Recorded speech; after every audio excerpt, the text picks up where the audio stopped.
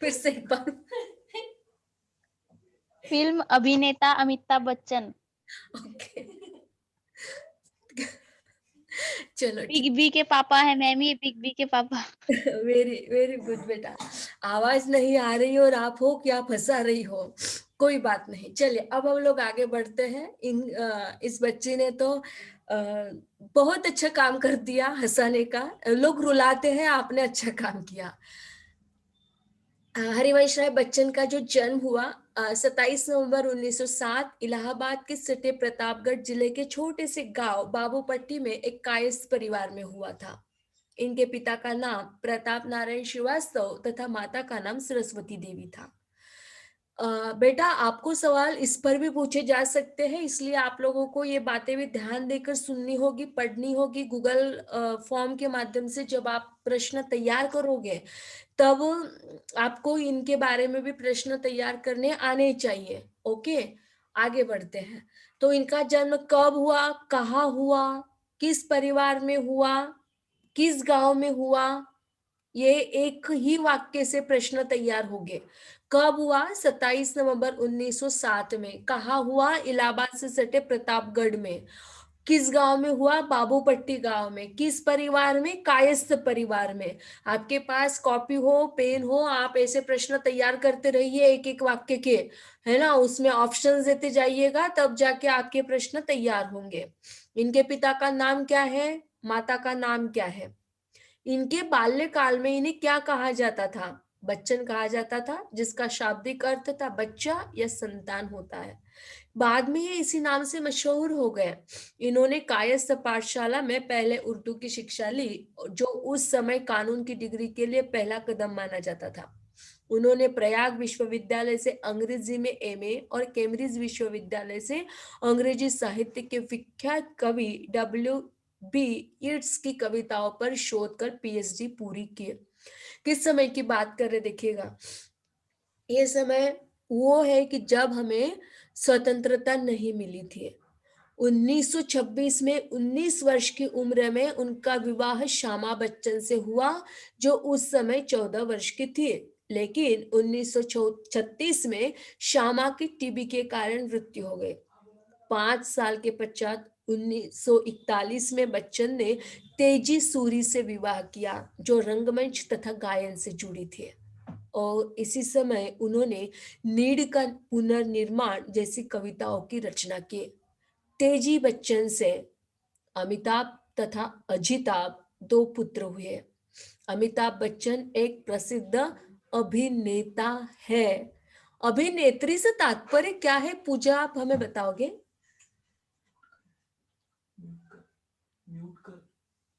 Ma'am शायद कोई heroine हो उसको बोलते होंगे। अच्छा,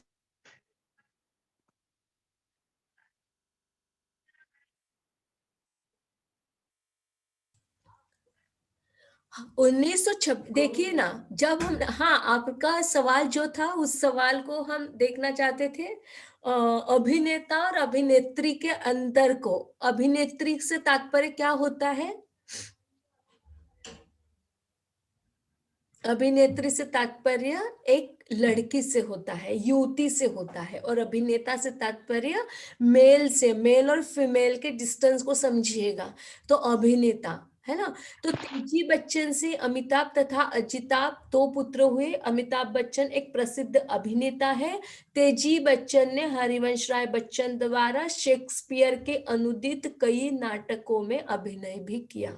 देखिएगा, शेक्सपियर बहुत ही फेमस राइटर, और उनके माध्यम से लिखे हुए कई प्रकार के नाटक, और उन नाटकों में तेजी बच्चन जो है हरिवंश राय बच्चन की धर्मपत्नी, और तो उनकी पत्नी ने अनेक प्रकार के नाटकों में अभिनय किया हुआ है।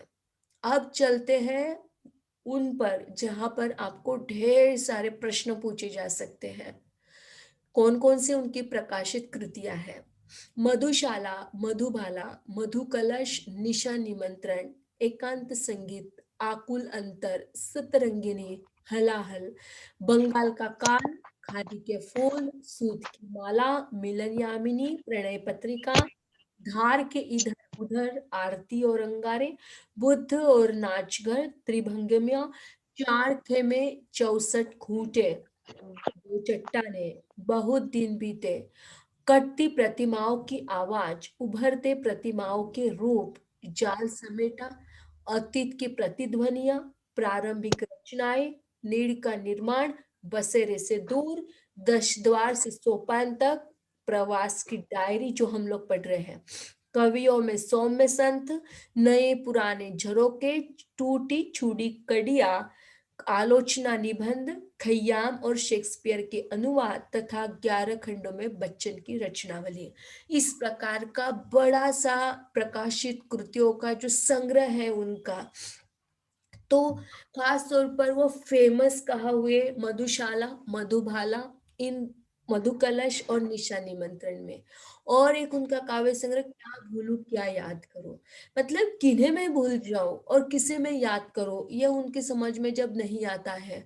बीते हुए पलों को जब वो याद करना चाहते हैं, तो ये जो मधुशाला, मधुबाला, मधुकलश, ये जो उनका काव्य संग्रह है ना, सही में इतना मार्मिक है कि जब आप उसे पढ़ोगे, तो मधुशाला से तात्पर्य आपको क्लियर हो गया होगा कि जैसे हम लोग तो नहीं चाहते, औरतें अधिकतर जब टेंशन में आती है तो क्या करते हैं आप लोग टेंशन में जब आते हैं तब, बताओ तो, क्या क्या काम करते हो जब आप टेंशन में आते हो?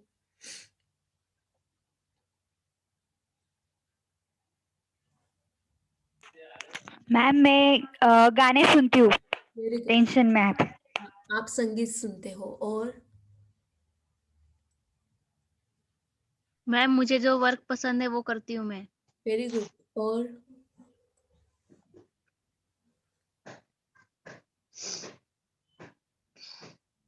और महिमा, नीलोफर, पूजा, प्रीति, शिवानी, क्या काम करते हो आप जब आप स्ट्रेस में आ जाते? देखिए ना, हम अपना अपना, हाँ नीलोफर आप कुछ कहना चाहती है बेटा? मैं वर्क करती हूँ, जो मुझे मुझे जो अच्छा लगता है मैं वो करती हूँ मैम। मैक्रम के सामान बनाती हूँ, मेहंदी बनाती हूँ, ड्रेस सीती हूँ। Very good. देखिए, कि जो हमें अच्छा लगता है वो हम कर देते हैं, ये महिलाओं की बात। जैसे कोई मेहंदी बना ले, कोई पेंटिंग बना ले, मम्मी से झगड़ा कर लिए ना, तो हम लॉक कर लिए और बस मम्मी पर ही स्टोरी लिखवा दें, ये भी काम करते हैं कई बच्चे। तो भले ही वो बच्चे अंग्रेजी में लिखते हैं, लेकिन लिखते जरूर है कि मम्मी ने क्यों डांटा, व्हाट इज द रीजन, जो भी रीजन रहता है। तो ऐसा होता है कि उससे भी राइटर तैयार हो जाते हैं, है ना? और जब आप कुछ लिखने के लिए तैयार हो जाते हैं, कुछ कविताएं बना लेते हैं, कुछ मेहंदी बना लेते हैं, या कुछ नयों का निर्माण आप लोग कर लेते हैं, और गार्डनिंग करती है कई महिलाएं, तो कोई लोग मेडिटेशन कर लेते हैं, कोई लोग संगीत सुनते हैं, कोई फ़िल्म देखने के लिए चले जाते हैं। तो ये सारे उपादान नारियों के होते हैं, लेकिन पुरुषों के उपादान क्या होते हैं, थोड़ा बता दीजिएगा?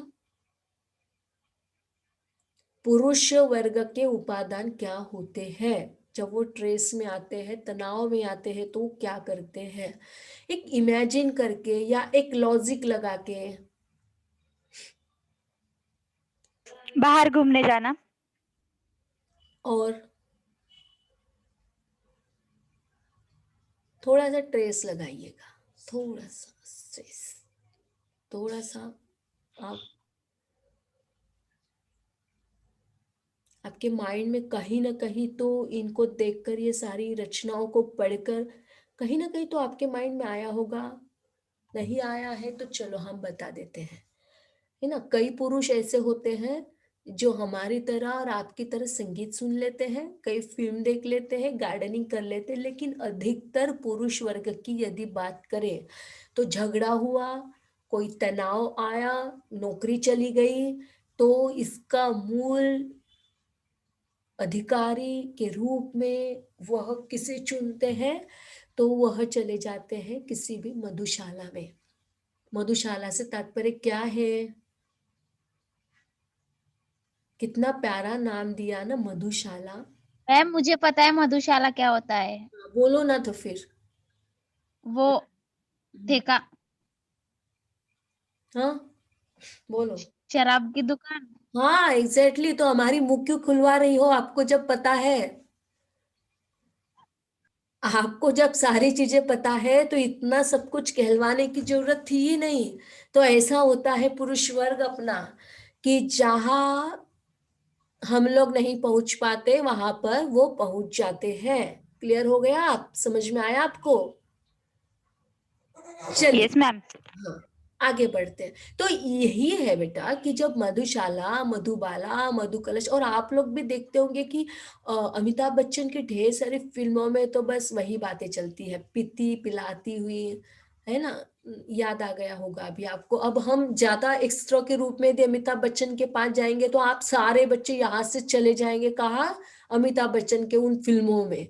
और हम बिल्कुल नहीं चाहते कि हम आप लोग उस फिल्म का आनंद अभी लो। अभी आ जाइए, फिलहाल हम हरिवंश राय बच्चन को मिले हुए पुरस्कारों की जो लिस्ट है वो आपके सामने रखे। उनकी कृति है दो चट्टाने। उसे 1968 में हिंदी कविता के साहित्य अकादमी पुरस्कार से सम्मानित किया गया। इसी वर्ष उन्हें सोवियत लैंड नेहरू पुरस्कार तथा एफ्रो एशियाई सम्मेलन के कमल पुरस्कार से भी सम्मानित किया गया। बिड़ला फाउंडेशन ने उनकी आत्मकथा के लिए उन्हें सरस्वती सम्मान दिया था। बच्चन को भारत सरकार द्वारा 1976 में साहित्य एवं शिक्षा के क्षेत्र में पद्म भूषण से सम्मानित किया गया था। बेटा, आपको छोटे छोटे मार्मिक प्रश्न तैयार करने आने चाहिए कि हरिवंश राय बच्चन को कब साहित्य अकादमी पुरस्कार दिया गया, किस कृति पर दिया गया और कब दिया गया। जब इस प्रकार के कई प्रश्नों का सिलसिला आपके सामने होगा तो हमें नहीं लगता कि गूगल फॉर्म को तैयार करने वाले जितने भी लोग हैं वह किस प्रकार का आयोजन करते हैं, प्रयोजन करते हैं, तो आप अपने रूप से कर पाओगे। डायरी विधा की प्रस्तुत रचना के लेखक हरिवंश राय बच्चन हैं। इस रचना में डायरी के साथ साथ यात्रा वृत्तांत का आनंद भी आता है। अपनी दैनिक डायरी के इस भाग में बच्चन जी ने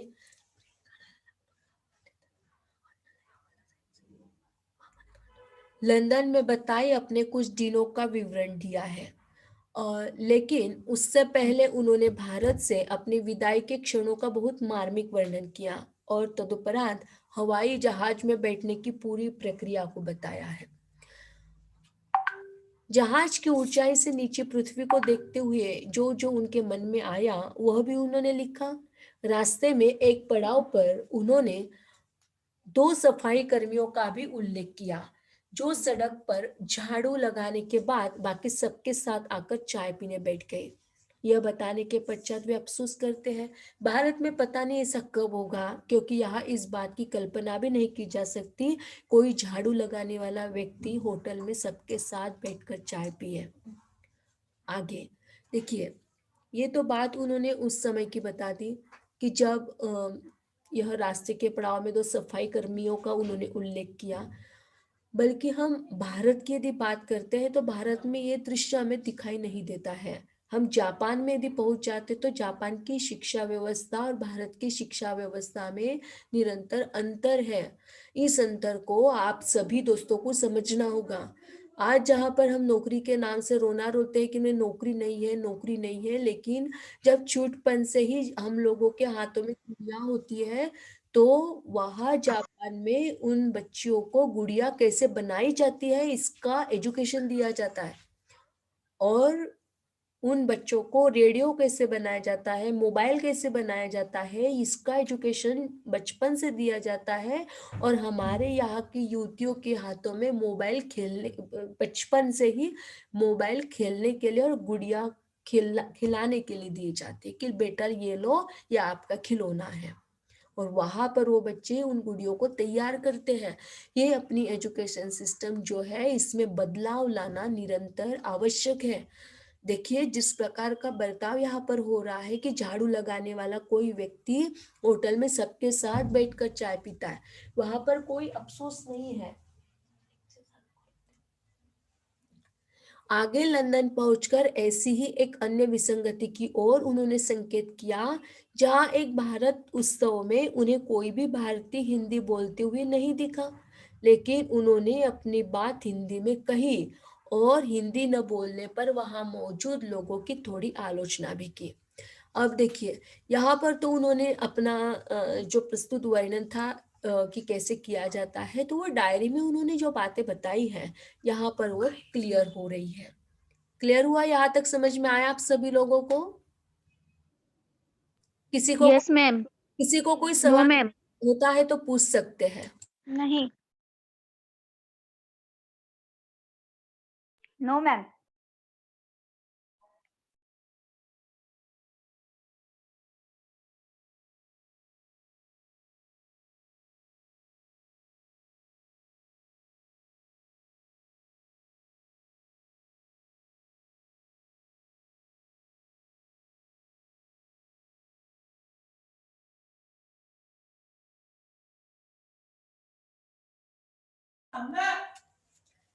बारह 13 अप्रैल 1952 की बात है। 5 बजे आंख खुली। किसकी आंख खुली? आंख किसकी खुली? हरीश राय बच्चन। हाँ। कि आप लोग सो गए? नहीं मैम। हाँ। आज प्रस्थान का दिन था, मतलब आज जाने का दिन था। उठते ही बुखार लिया, मतलब ऐसा फील हुआ उन्हें कि मुझे बुखार आया है। नॉर्मल से भी कम था, पर कमजोरी बहुत मालूम हो रही थी। तेजी भी जगी। यही निर्णय हुआ कि आज ही रवाना होना चाहिए। न जाने से आगे का सारा प्रबंध गड़बड़ हो जाएगा। सामान पहले से ही बंधा था। मुझे कुछ कागज अलग करने थे। बिस्तर पर लेटे ही लेटे मैंने उन्हें छाटा। पृथ्वीराज कपूर, शिव शर्मा, मंगला, शंकरा से फोन पर विदा ले ली। शिव शर्मा तेज नारायण खेतान, जमुना प्रसाद सिंह मिलने को आए। देखिए, 12-13 अप्रैल 1952 की बात है। हरिवंश राय बच्चन वहां से निकलने को हो रहे हैं। कहाँ से निकलने को हो रहे हैं इसका कोई भी वर्णन यहाँ पर नहीं दिया है। और वहां से उनका प्रस्थान का दिन था। उन्हें कमजोरी दिखाई दे रही थी, मालूम हो रही थी। उन्हें बुखार था, लेकिन नॉर्मल ढंग पर था। अ, तेजी भी जगी।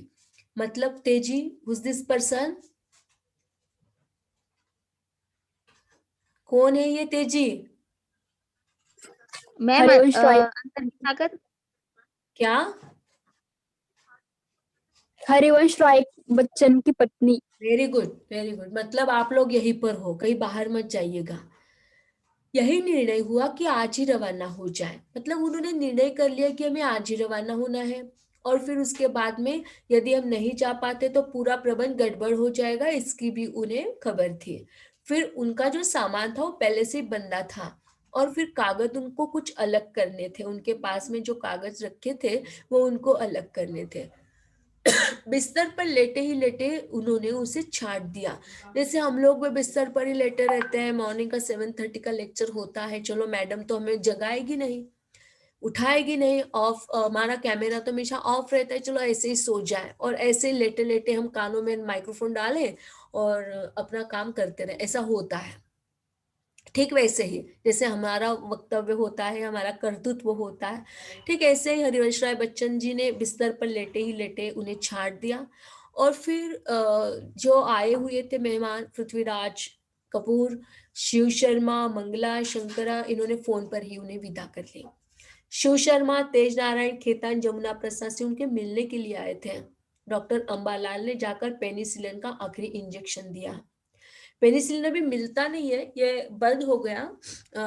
मतलब जब बचपन में हम लोगों को, हमारे भी शायद उसके आगे के जो एक पीढ़ी थी, उन लोगों तक ये पेनिसिलिन का इंजेक्शन लगाया जाता था जब नॉर्मली रूप से ये बुखार वगैरह होता था उस समय में। और उन्होंने आश्वासन दिया कि अब तबीयत बिगड़ न पाएगी। मतलब डॉक्टर लोग आश्वस्त कर देते हैं कि चलो अब ये एक इंजेक्शन ले लिया, एक बोतल चढ़ा दिया, तो अब आप बीमार नहीं हो गए। तेजी की आंखें रह रह कर भर आती थी। मेरे बाहर जाने में ये ऐसा क्यों होता है? तेजी की आंखें रह रह कर भर आती थी मतलब, नाश्ते में मैंने केवल दूध लिया, घर से चलने का समय निकट आने लगा। तेजी की आंखें रह रह कर भर आती थी। मेरे बाहर जाने में प्रेरणा, प्रोत्साहन सब कुछ उन्हीं का था, पर जाने के समय उन्होंने अपना अकेलापन अनुभव करना आरंभ किया।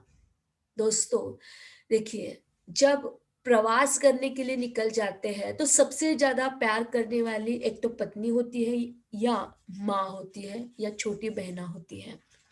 घर से बाहर जाने के लिए प्रेरणा देती है, उत्साह भरती है, प्रोत्साहन देती है, लेकिन जब वही व्यक्ति घर से बाहर जाता है तो आंखों में पानी आ जाता है।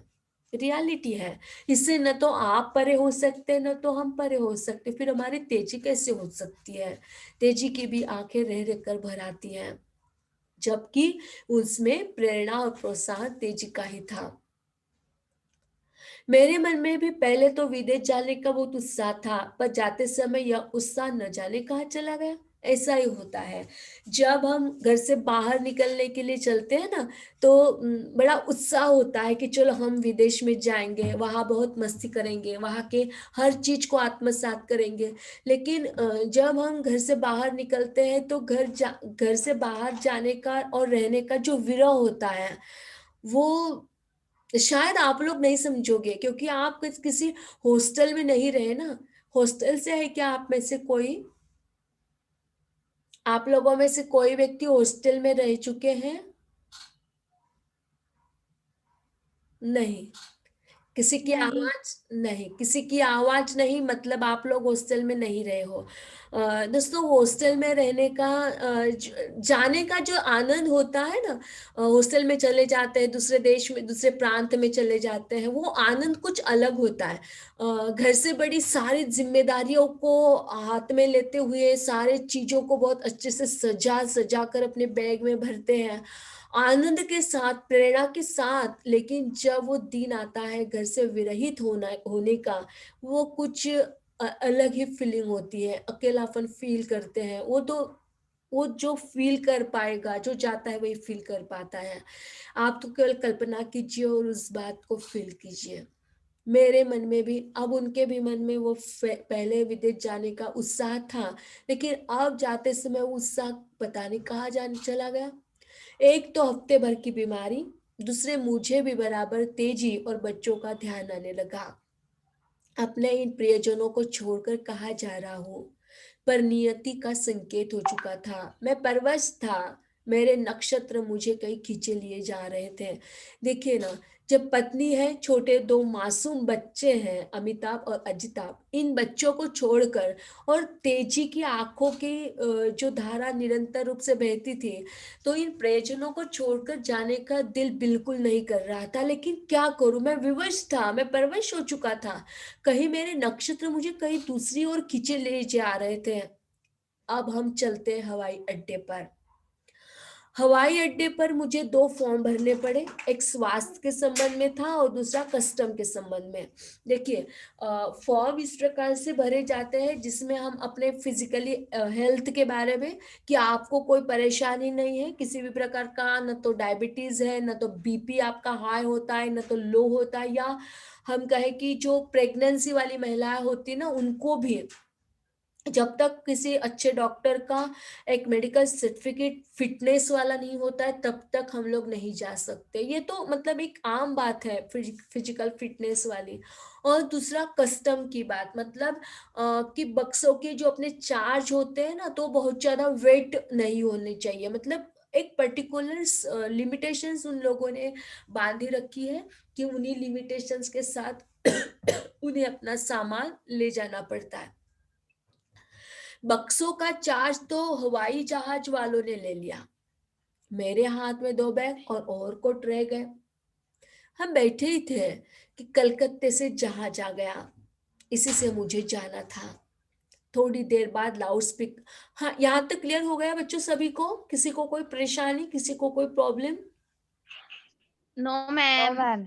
हाँ, हमें ही प्रॉब्लम है, हमारी आवाज और हमारा प्रोनाउंसिएशन शायद क्लियर नहीं आ रहा है। आपको क्लियर सुनाई दे रहा है बेटा? नहीं मैम, थोड़ा थोड़ा। लेकिन आपको समझना होगा, हमारी मजबूरी है, क्योंकि हमारा फोनेटिकल प्रॉब्लम अभी भी क्लियर नहीं हो रहा है, जिसका हमारी आवाज में आपको शायद कुछ परेशानी का सामना करना पड़े। चलिए, उनके हाथों में दो बैग और ओवरकोट रह गए। हम बैठे ही थे, कलकत्ता से जहाज आ गया और इसी से मुझे जाना था। थोड़ी देर बाद लाउड स्पीकर पर कहा गया कि यात्रियों को कस्टम के लिए भीतर ही आ जाना चाहिए। तेजी से विदा लिया। वे कहने लगे, प्रयाग में कितने फूलों के साथ तुम्हारी विदाई हुई थी, यहाँ में कुछ भी नहीं लाई। अब उसे प्रयाग के उन दिनों की याद आ गई हमारी तेजी को, कि जब तेजी उन्हें विदा करने के लिए आई थी तो ढेर सारे फूल जो हरिवंश राय बच्चन को बहुत ज्यादा अच्छे लगते हैं, तो वो ढेर सारे फूल लेकर आई थी और वहां पर उनकी विदा ली थी। और फिर उन्होंने क्या देखा, औरों को विदा देने के लिए लोग फूल मालाएं लाए हैं। उनके आंसू नहीं थम रहे थे और मेरा मन भीतर एक एक बूंद के सागर में जैसे डूबा जा रहा था। कमजोरी दिखलाना मैंने उचित न समझा। दिल कड़ा करके उनसे विदा ली। देखिए ना, यदि इस प्रकार वो भी रोते तो शायद ही, यदि वो रोते तो शायद ही हमारी जो तेजी है उसकी आंखों से अश्रु की धारा जो निरंतर रूप से बहती वो शांत न हो सकती थी। इसलिए उनके आंसू उन्होंने रोक लिए और दिल कड़ा कर लिया और उनसे विदा ले लिए। यशो विमलानंद आ गए थे। उनसे मैंने कहा कि तेजी को शाम को इलाहाबाद जाने के लिए कलकत्ता मेल में सवार करा दें। बीच में लकड़ी का कटघरा, उस पार तेजी और इस पार मैं। देखिए किस प्रकार का विरह हम दोनों का था, हरिवंश राय बच्चन और तेजी। कुछ कहना चाहता था पर आवाज वहां तक नहीं जा सकती थी। देखिए ना, एक और एक लकड़ी का कटघरा वहां पर था, एक और में तेजी थी और दूसरी ओर में हरिवंश राय बच्चन थे। पति पत्नी एक दूसरे के साथ कुछ कहना चाहते थे लेकिन आवाज नहीं जा रहे थे। तेजी का मुंह लाल था, आंसू निरंतर चल रहे थे। इतना सुना, कैरो से भी पत्र लिख सकते हो, जरूर लिखना। कहाँ जा रहे हैं ये अब क्लियर हो गया आप सभी लोगों को। हमारे हरिवंश राय बच्चन कहाँ जा रहे हैं, तो कैरो की यात्रा कर रहे हैं और उस यात्रा में उन्होंने जो डायरी लिखी उसी का वर्णन यहाँ पर हम आपके सामने प्रस्तुत कर रहे हैं। इतना क्लियर हो गया हो, आप आज्ञा दो ताकि हम आगे बढ़े। Yes yes ma'am. मैम। धन्यवाद। Yes ma'am.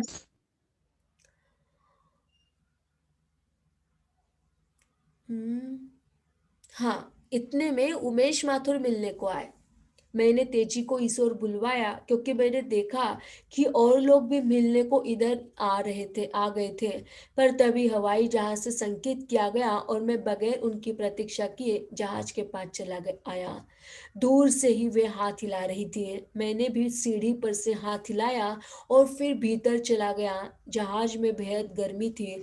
जब जहाज चला लोग हाथ दिखा रहे थे, उन्हीं में तेजी भी थी। शंकरा भी हवाई अड्डे पर आ गई थी। मन को धीरज दिया कि शंकरा तेजी को संभाल लेगी।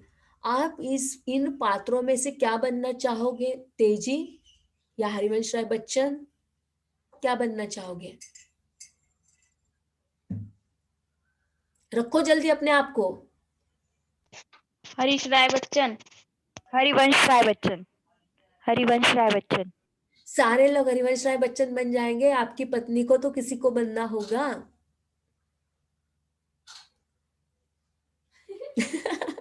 कोई भी नहीं, तेजी कोई नहीं बनना चाहता क्या?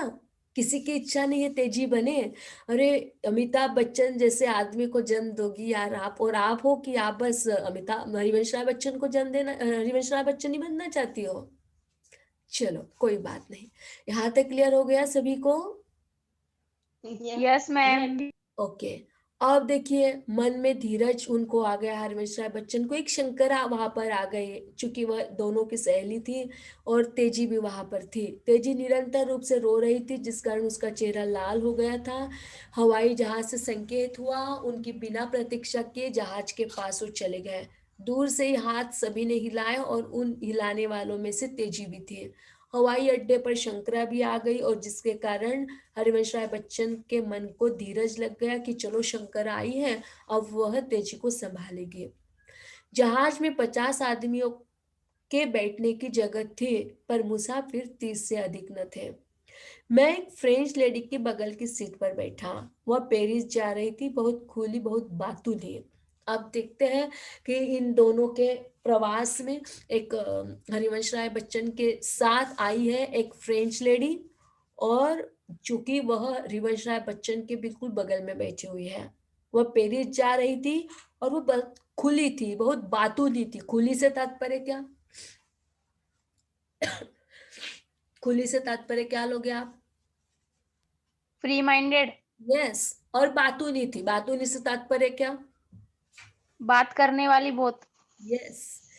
जगह यो तो कुर्सी की थी, पर एक बटन दबाने से वो पीछे को झुक जाती थी और आराम से लेटा जा सकता था। चलो अभी आज हम लोग यात्रा करेंगे फ्लाइट से।